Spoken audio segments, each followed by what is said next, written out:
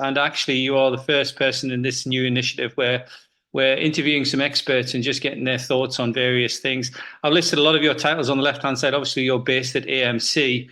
And I think importantly for me, you're also chairing a subgroup in the World Endoscopy Organization looking at cancer screening, which brings me really to how I look at you. I look at you as a friend and a colleague, and I'm sure everyone in the gastroenterology world will know you, certainly within endoscopy and screening. You're also a fellow cyclist, and you're just a great person. And you have had a keen interest in many, many things.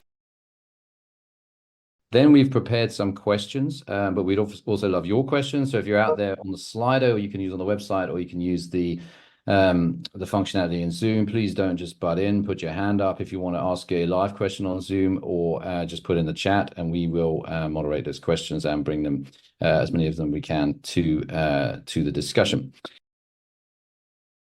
Maybe in the future, we would be able to combine fit screening with information of other risks for that person, right? So if we would, we've thought in the past of investigating other risk factors that were done in a questionnaire. The difficulty is then that patients usually don't comply as well. So we know nowadays that it's not just adenomas that may develop by time into cancer, but there's also other precursors of colorectal cancer, namely the sessile serrated lesions as part of the whole group of serrated polyps. So there's indeed a lot of confusion about the terminology. The whole group is called serrated polyp. Do you think we should comment on polyp findings by distinguishing between adenoma and SSL separately in our endoscopy reports? That's a great question. Oh, yes, I definitely think. There are several issues here. I think, first of all, in your endoscopy report, you should always, or ideally, would report on every polyp separately, and also remove the polyp separately and put it in one jar for the pathologist.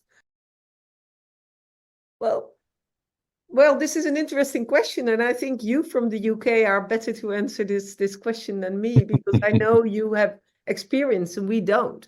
So we don't pre-test our symptomatics. We have guidelines, but we also know that they are not always kept well by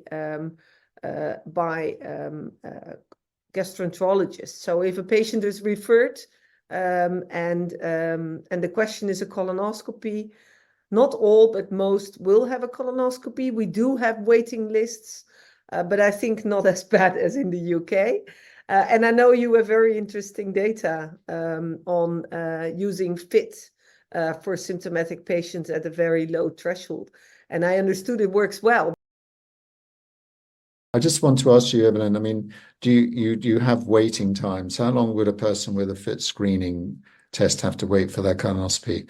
And if I was a 65-year-old with a change in bowel habit and a bit of rectal bleeding, how long would I have to wait for my colonoscopy? Yeah, of course, it's I cannot answer that second question for everybody. The first is very clear. In our national screening program, once you have a positive FIT, we committed ourselves to be able to do that endoscopy within 3 weeks. So do you have a strategy for your older patients? Well, not an official one, not a protocol, not a guideline, but yes, I couldn't agree with you more. I think you better do a CT scan to rule out big masses, instead of looking for tiny polyps. Yes. But then you have to think, will I remove? And many people do everything, which doesn't make sense either. I'm hinting at the answer, but for you, where are the issues around this? Because I think we know that recurrence after resecting SSLs is an issue. Yes, we know that already for long. Heiko Pohl already published in 2013 his polyp recurrence study showing that resection of an SSL had a 31% chance of being irradical when taking biopsies of the rim. Can we go on to the high risk groups? So my first question really, Evelyn, is do you know of any evidence that it's possible to entirely prevent cancer in patients with Lynch? And if there isn't, do you think it is possible? So that's my first question.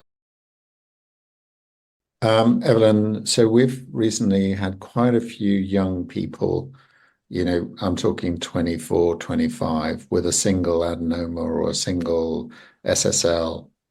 What should we do with them? Yeah, good question.